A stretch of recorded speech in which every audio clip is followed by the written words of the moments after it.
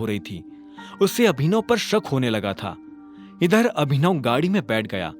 अचानक से उसकी नजर कामिनी के चेहरे पर पड़ी। उसका मुंह खुला का खुला था और वो बस अभिनव को देखती जा रही थी। इतने में ड्राइवर ने अभिनव से पूछा, सर, म्यूजिक ऑन कर सकता हूं?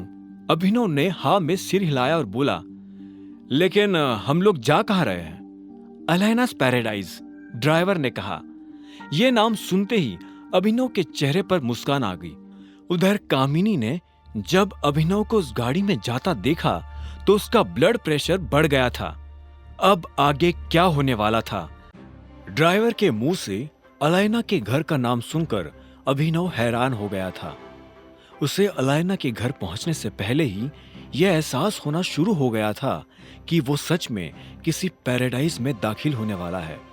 कुछ देर के बाद जब अभिनव की गाड़ी अलायना के घर के आसपास के हिस्से में दाखिल हुई तो अभिनव की नजर सड़क के दाएं बाएं बनी उन ऊंची इमारतों पर पड़ी। कुछ देर चलने के बाद अभिनव एक बड़ी सी बिल्डिंग को अपनी आंखों से देख रहा था। वो किसी का घर था, अनन्या सिंह का घर। उसकी आगे झोपड़ी भी नहीं था। अभिनव ने देखा कि उस घर पर अलायनास पैराडाइज लिखा हुआ था। अभिनव समझ गया था कि अलायना कितनी अमीर थी। साथ ही उसके मन में रह रहकर यह भी ख्याल आ रहा था कि अगर अलायना इतनी अमीर है तो वो खुद कितना अमीर होगा। अभिनव से अब रहा नहीं जा रहा था और वो बेसब्री से इस सवाल का जवाब जान लेना चाहता था। क्या हम अंदर चल सकते हैं मिस्टर गेडवाल? तभी ड्राइवर ने अभिनव से बहुत प्यार से पूछा। अभिनव ने जितना सोचा नहीं था, ड्राइवर उसे उससे ज्यादा इज्जत दे रहा था। अभिनव ने हाँ में सिर हिलाया और ड्राइवर उसे अपने साथ अंदर की तरफ ले जाने लगा। जैसे ही वो अंदर आया तो उसकी नजर अलायना से मिली। अलायना सोफा पर बैठी हुई थी और उसके हाथ में वाइन का ग्लास था। अलायना के चेहरे पर चमकदार मुस्कान थी और जैसे ही उसकी नजर अभिनव से मिली तो उसकी मुस्कान में और ज्यादा चमक आ गई थी। उसने अभिनव से पूछा, अभिनव, तुम मेरे साथ मजाक तो नहीं कर रहे? अलायना की आवाज में तंज छुपा हुआ था। इससे पहले कि अभिनव उसकी बात का कोई जवाब देता, अलायना अपनी जगह से उठी और उसने टेबल पर रखा दूसरा वाइन का ग्लास उठा लिया। वो धीरे धीरे अभिनव की तरफ बढ़ती जा रही थी। उसने अभिनव की तरफ दूसरा ग्लास बढ़ाते हुए पूछा, सारी दुनिया में तुम्हें शादी करने के लिए अनन्या सिंह ही मिली थी? ये सवाल सुनकर अभिनव हैरान हो गया। उसने एक पल के लिए अलायना की आंखों में देखा और बोला, तुम्हें ऐसा क्यों लगता है? तुम टाइगर हो और अनन्या सिंह का स्टेटस तुम्हारे स्टेटस से दूर दूर तक मैच नहीं करता है। कोई टाइगर किसी बकरी से शादी कैसे कर सकता है? मुझे नहीं लगता कि तुम्हें इस बात से कोई फर्क पड़ना चाहिए नंदिता कि मैंने किससे शादी की है। तुम इस मामले में अपनी राय मुझे ना दो तो ही अच्छा है। इतना कहते ही अभिनव ने अलायना की आंखों में देखा और वाइन का ग्लास अपने होठों से लगा लिया। अलायना तब तक अपनी जगह पर बैठ चुकी थी। उसने भी अभिनव की आंखों में देखा और बोली, सच में तुम मुझसे यह सब छुपाने की कोशिश कर रहे हो? तुम्हें क्या लगता है कि मुझे पता नहीं चलेगा? क्या यही कि तुम दुनिया के सामने सिंह परिवार का नाकारा दामाद बनकर घूमना चाहते हो? अब अगर टाइगर किसी कछुए की खाल में दिखेगा तो जंगल में कौन उस पर शक करेगा? अभिनव भी उसे देख मुस्कुराया और बोला, इंप्रेसिव। इसके बाद वो खुद अलायना की तरफ बढ़ने लगा। वो अलायना के पास जाकर बैठा और उसकी आंखों में देखते हुए बोला, मैंने सोचा नहीं था कि तुम इस वाइन से भी ज्यादा स्ट्रांग होगी। अलायना ने मुस्कुराते हुए हाँ में सिर हिलाया और बोली, जब मैं छोटी थी तब मेरी माँ ने मुझे इस माफिया ग्रुप के बारे में बताया था। उन्होंने मुझे बताया था कि तुम्हारे पिता को किसी ने मार दिया है और तुम भी गायब हो गए हो। उन्हें मेरे लिए काफी डर लग रहा था। उन्हें लग रहा था कि कहीं कोई मेरे साथ भी ऐसा कुछ। अलायना इससे आगे कुछ कह नहीं पाई। उसकी बात सुनकर अभिनव को ऐसा लगा जैसे किसी ने उसके दिल में छुरा घोंप दिया हो। वो अलायना की आंखों में देख रहा था। वो देख पा रहा था कि अलायना को इस बात का कोई अंदाजा नहीं है कि अभिनव के पिता को किसने मारा था। इतने में अलायना ने पूछा, एक बात मुझे सच सच बताओ अभिनव, तुम अनन्या सिंह के साथ क्यों हो? क्या तुम उससे प्यार करते हो? अभिनव ने इस सवाल के जवाब में पहले अपना ग्लास ध्यान से टेबल पर रखा और फिर कहा, मुझे नहीं लगता कि आज के बाद हमें इस तरह से मिलना चाहिए। यह हम दोनों को जोखिम में डाल सकता है। रहा सवाल अनन्या के साथ रहने का, तो इसका जवाब तुम खुद दे चुकी हो। मुझे अनन्या से प्यार है या नहीं, इस बात का मैं यही जवाब देना चाहूंगा कि मेरी जिंदगी से प्यार शब्द कब का गायब हो चुका है। अब मेरा ध्यान सिर्फ अपने मकसद पर है। मेरे पिता को जिसने मारा है, मैं उससे बदला लेना चाहता हूं। अपने पिता के खड़े किए इस एम्पायर को मैं और बड़ा और मजबूत बनाना चाहता हूं। इस सब के बीच मेरे पास किसी से प्यार करने की फुर्सत नहीं है। मैं बस मोंटी के लौटने का इंतजार कर रहा हूं। जब तक वो वापस नहीं आ जाता, तब तक मेरे लिए सिंह परिवार का नाकारा दामाद बने रहने में ही भलाई है। लोगों की नजर में कछुआ दिखने में ही इस टाइगर की भलाई है। मैं इस वक्त किसी को नहीं बता सकता कि मैं कौन हूं। अभिनव की बात सुनकर अलाइना की नजरें अभिनव की नजरों में गड़ी की गड़ी रह गई। कुछ देर तक दोनों ने एक दूसरे से कुछ नहीं कहा। आखिर में अलाइना ने एक गहरी सांस ली और बोली, प्यार किसी की जिंदगी से गायब नहीं हो सकता अभिनव। आप प्यार से भाग सकते हो, लेकिन वो आपको हमेशा पकड़ ही लेता है। मैं फिर से वही सवाल पूछूंगी, क्या तुम अनन्या सिंह से प्यार करते हो? नहीं, मैं उससे प्यार नहीं करता। और हां, अगली बार अगर तुम्हें मुझसे मिलना हो तो मुझे किसी होटल में या क्लब में बुलाना। मैं यहां नहीं आ पाऊंगा। यह सुनते ही अलाइना अभिनव की आंखों में देखने लगी।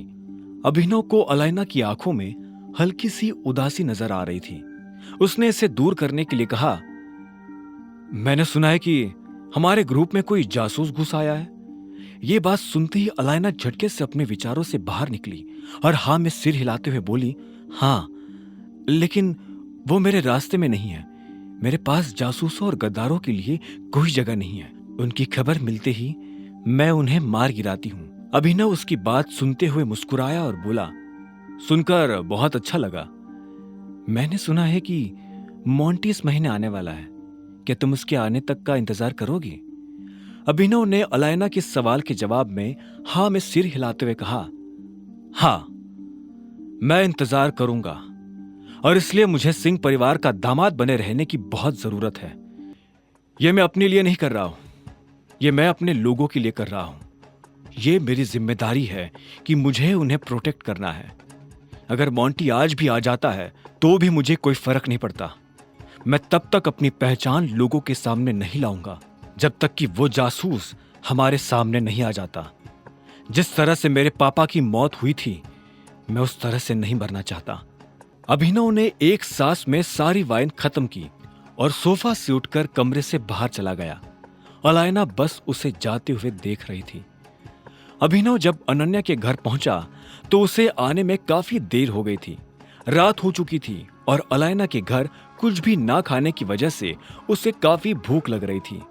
उसने घर में आते ही मेड को आवाज दी, लेकिन एक भी मेड उसकी बात का जवाब नहीं दे रही थी।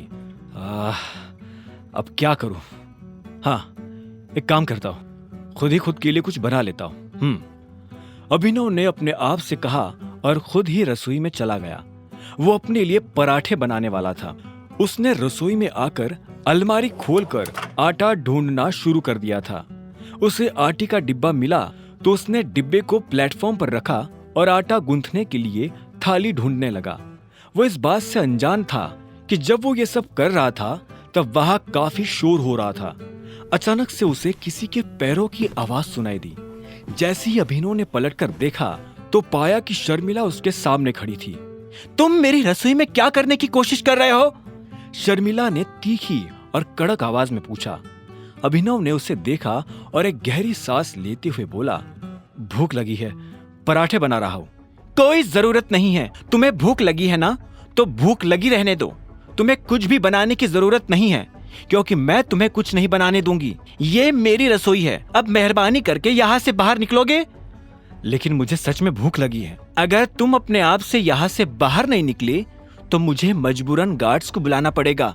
वो तुम्हें धक्के मारकर यहाँ से बाहर निकालेंगे। शर्मिला ने हल्की सी ऊंची आवाज में कहा।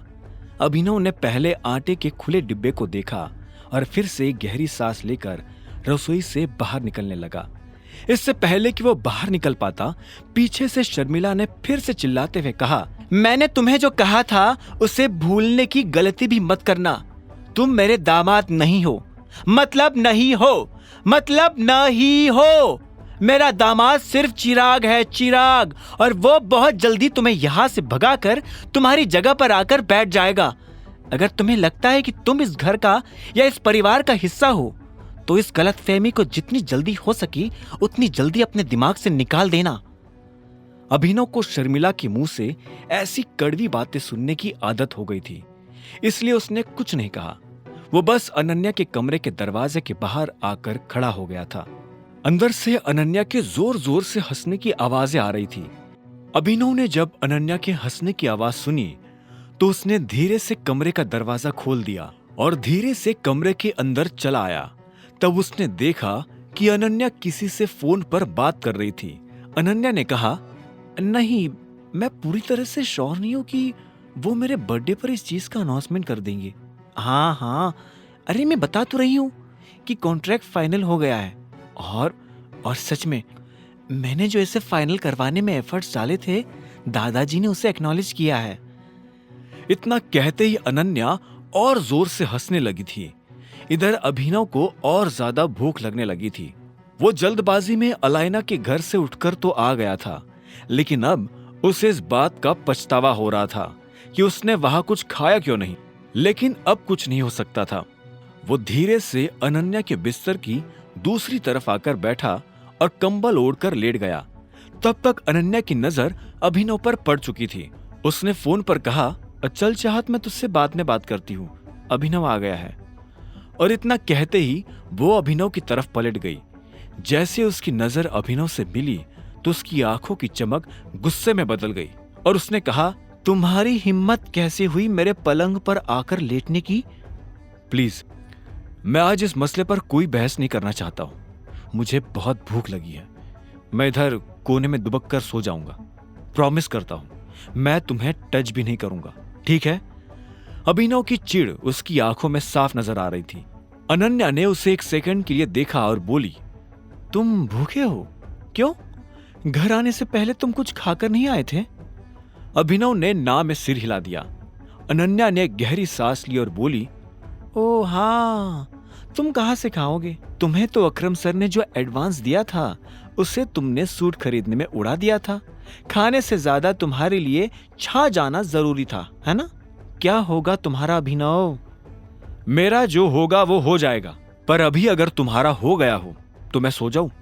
अभिनव ने पूछा। उसकी चिढ़ बढ़ती ही जा रही थी। इससे पहले कि वो सो पाता, अनन्या ने कहा, तुमने किसी मेड से कहा कि तुम्हें भूख लगी है, या तुम ऐसे ही भूखे मरना पसंद करोगे? तुम्हें क्यों मेरी इतनी चिंता हो रही है? अभिनव ने ताना कसते हुए पूछा। मुझे चिंता? और वो भी तुम्हारी? मुझे तुम्हारी कोई चिंता नहीं हो रही है। अगर तुम भूखे मरे तो इसमें नुकसान तुम्हारा ही होगा, और तुम्हारे मरने पर मुझे बुरा लगेगा, क्योंकि मैं तुम्हें सिर्फ अपनी जिंदगी से बाहर करना चाहती हूँ, इस दुनिया से नहीं। चलो उठो और मेरे साथ आओ, अनन्या ने कहा और अपनी जगह से खड़ी हो गई। अभिनव हैरान था। उसे समझ नहीं आ रहा था कि अनन्या उसे कहाँ ले जा रही थी। इतने में अनन्या ने उसे चलने का इशारा किया तो अभिनव उसके पीछे पीछे बढ़ने लगा। अनन्या का उसे इस तरह से ले जाना अभिनव को अजीब लग रहा था। अनन्या मेड के कमरे के पास आकर खड़ी हो गई थी। उसने जैसे दरवाजा खटखटाया तो तुरंत 3 मेड कमरे से बाहर निकलकर उसके सामने आकर खड़ी हो गई थी। अभिनव ने देखा कि अनन्या उन तीनों से कुछ बात कर रही थी। 15 मिनट, अगर 15 मिनट से 1 मिनट भी ऊपर गया तो मैं एक आदमी को भूखा मारने के जुर्म में तुम तीनों को जेल भिजवा दूंगी, अनन्या ने फरमान जारी करते हुए कहा। अभिनव को उसका ये रूप देखकर हंसी आ रही थी। Thank you. मैंने जो तुम्हारे लिए किया उससे अगर तुम सच में ग्रेटफुल फील कर रहे हो और मेरे लिए कुछ करना चाहते हो तो प्लीज जल्द से जल्द इस शादी को खत्म करो। अगली सुबह अनन्या अपने काम पर जाने के लिए तैयार हो गई थी। अभिनव को सोने में देरी हो गई थी, क्योंकि उसे खाना 15 मिनट में नहीं बल्कि 1 घंटे में मिला था। अभिनव चाहता तो वो अनन्या से मेड की शिकायत कर सकता था, लेकिन उसने अपने आप को रोक लिया था। जैसे ही अभिनव की नींद खुली तो उसने देखा कि अनन्या महंगी सी ड्रेस पहने तैयार हो चुकी थी। अभिनव ने उसे देखकर कहा, गुड मॉर्निंग। तुम्हारे लिए होगी मॉर्निंग गुड, मेरे लिए नहीं है। यह कोई टाइम है आदमी के उठने का? जब वो तैयार होकर कमरे से बाहर आया तो उसने देखा कि सारा परिवार डाइनिंग टेबल पर नाश्ता करने के लिए बैठ चुका था। अभिनव इसी बात से खुश हो गया था कि वो भी उन लोगों के साथ खाने बैठ सकता था। आज सनी भी उन लोगों के साथ बैठकर नाश्ता कर रहा था। जैसे ही सनी की नजर अभिनव पर पड़ी तो उसने हंसते हुए कहा, अरे देखो जरा, जीजाजी आ गए। अभिनव सनी को वहां देखकर हैरान हो गया। उसने अपने आप को संभाला और डाइनिंग टेबल के पास आकर बोला, गुड मॉर्निंग एवरीवन। मॉर्निंग, सभी ने बड़बड़ाते हुए कहा। क्या बात है, ससुराल में आते ही जीजाजी तो झोपड़पट्टी से लग्जरी फ्लैट हो गए हैं। ये सूट तुमने इसे खरीद कर दिया है अनन्या? जब हम खाने के लिए बैठे हो तो किस तरह की और किस तरह से बात करते हैं इसका तुम्हें अंदाजा नहीं? अनन्या, वो गलत क्या कह रहा है? इतने में शर्मिला ने बीच में आते हुए कहा। वो चाहती थी कि सनी अभिनव का और ज्यादा मजाक उड़ाए, लेकिन इससे पहले कि सनी कुछ कह पाता, अनन्या ने कहा, यह कोई बात नहीं होती मम्मा, इसने बहुत गलत बात की है। मैंने अभिनव को कोई सूट नहीं दिलाया है। मैं क्यों इसे सूट दिलाने लगी? वो खुद काम कर रहा है, खुद कमा रहा है। अच्छा, तो चलो बताओ कि तुम कितना कमा लेते हो? इससे पहले कि अभिनव उसकी बात का कोई जवाब देता, अनन्या ने अभिनव की तरफ देखते हुए कहा, तुम्हें सब में पढ़ने की जरूरत नहीं है अभिनव। दादाजी, हमें काम पर जाने के लिए देर हो रही है, चलते हैं। हमें? अभिनव ने हैरान होते हुए कहा और अनन्या को देखने लगा। अनन्या ने भी अभिनव को देखा और हाँ में सिर हिलाते हुए बोली, चलो। उसकी आवाज सुनकर लग रहा था कि वो काफी जल्दी में है। ऐसे में अभिनव भी अपनी जगह से खड़ा हुआ और अनन्या के पीछे निकल पड़ा। जैसे ही वो दोनों घर से बाहर आए तो इतने में अनन्या बीच में रुकी और बोली, मैंने तुम्हें बचाया है, इसलिए तुम्हें मुझे थैंक यू बोलने की जरूरत नहीं है। असल में मैंने तुम्हें नहीं, अपने आप को बचाया है। चलो मेरे साथ मेरी गाड़ी में आ जाओ, मैं तुम्हें छोड़ दूंगी। लेकिन अगर तुम मुझे ऑफिस तक छोड़ने जाओगी तो तुम्हें मुझे शाम को लेने भी आना पड़ेगा। यह सुनते ही अनन्या ने एक पल के लिए अभिनव को देखा और बोली, ठीक है। यह सुनते ही अभिनव अनन्या की गाड़ी में बैठ गया और दोनों ऑफिस जाने के लिए रवाना हो गए। रोज के मुकाबले आज अभिनव भले ही जल्दी ऑफिस आ गया था, लेकिन उसकी पीठ पीछे उसके बारे में जो बातें होती थी वो आज भी थमने का नाम नहीं ले रही थी। बहुत से लोग यही कयास लगा रहे थे कि आखिर मैनेजर अभिनव के साथ क्या करने वाला था। अभिनव लिफ्ट के पास आकर खड़ा हो गया था, जो कि पहले से भरी हुई थी। इससे पहले कि लिफ्ट का दरवाजा बंद होता और वो ऊपर जाती, अभिनव उसमें चढ़ चुका था। जैसे वो अंदर आया तो इतने में उसके पीछे से किसी ने फुसफुसाते हुए कहा, देख रहे हो इसकी बहादुरी? गुड मॉर्निंग अभिनव जी, कैसा रहा कल आपका दिन? इतने में अभिनव को जैनी की आवाज सुनाई दी। वो भी लिफ्ट में अभिनव के साथ थी और उसे देखकर मुस्कुरा रही थी। अभिनव ने उसे देखा और बोला, बहुत बढ़िया, तुम्हारा दिन कैसा था? मेरा भी बढ़िया था, जैनी ने कहा और मुस्कुराने लगी। कुछ देर के बाद लिफ्ट का दरवाजा खुला और अभिनव लिफ्ट से बाहर निकलकर अपने कैबिन की तरफ बढ़ने लगा। इससे पहले कि वो अपनी कुर्सी पर जाकर बैठ पाता, उसका फोन बजने लगा था। उसे समझ नहीं आ रहा था कि इतने सुबह सुबह उसे कौन फोन कर रहा था। उसने फोन उठाया और बोला, हेलो, गुड मॉर्निंग, मैं एके प्राइवेट लिमिटेड का मैनेजर बात कर रहा हूँ, अभी के अभी मेरे ऑफिस में आ जाओ। उधर से एक आदमी ने भारी सी आवाज में कहा और बिना अभिनव का जवाब सुने फोन काट दिया। अभिनव ने भी फोन रखा और उठकर मैनेजर के कैबिन की तरफ बढ़ने लगा। वो मैनेजर के कैबिन के बाहर पहुंचा और दरवाजा धीरे से खटखटा दिया। दरवाजा खटखटाने के बाद उसने कहा, हेलो, मैं अभिनव गढ़वाल। और मैं इससे पहले कि वो अपनी बात पूरी कर पाता, उधर से एक लड़की ने कहा, जो कहना है अंदर आकर कहो। अभिनव जब अंदर आया तो उसने देखा कि वहां एक लड़की खड़ी थी। और वो और कोई नहीं बल्कि कामिनी थी। गुड मॉर्निंग, अभिनव ने मैनेजर से बहुत शालीनता के साथ कहा। मैनेजर ने उसे एक पल के लिए घूरते हुए देखा और आखिर में बोला, मुझे ये सब फॉर्मेलिटीज पसंद नहीं है, सीधा पॉइंट पर आता हूं। तुम्हें क्या लग रहा है हमने ये कंपनी मजाक करने के लिए खोली हुई है? मैं समझा नहीं, अभिनव ने अपनी पलक झपकाते हुए कहा। मैनेजर ने फिर से अभिनव को एक पल के लिए घूरा और बोला, अच्छा मैं अभी समझाता हूं। इतना कहते ही उसने अपनी टेबल के ड्रॉअर में हाथ डाला और उसमें से एक एनवलप बाहर निकालकर अभिनव की तरफ बढ़ा दिया। अभिनव ने एनवलप हाथ में लिया और उसे खोलकर देखने लगा। उसने देखा कि उसमें एक लेटर था। अभिनव ने उस लेटर को पढ़ा और हैरान होकर मैनेजर की तरफ देखते हुए बोला, आप मुझे नौकरी से निकाल रहे हैं? यह सुनते ही मैनेजर के चेहरे पर मुस्कान आ गई और वो बोला, क्या बात है, मुझे तो लगा था तुम्हें पढ़ना भी नहीं आता होगा, लेकिन अच्छा है कि तुमने ये सब खुद ही पढ़ लिया। मैं अपने मुंह से नहीं कहना चाहता था, लेकिन तुम्हारी मनमानी हद से ज्यादा बढ़ गई थी, इसलिए मुझे तुम्हें निकालना पड़ रहा है। तुमने इसके बारे में अकरम को बताया? अभिनव ने कहा। आगे की कहानी जानने के लिए देखें अगला एपिसोड सिर्फ पॉकेट एफएम के यूट्यूब चैनल पर, और द रिटर्न ऑफ टाइगर के सारे एपिसोड्स को सुनने के लिए डिस्क्रिप्शन में दी लिंक से डाउनलोड करें पॉकेट एफएम ऐप।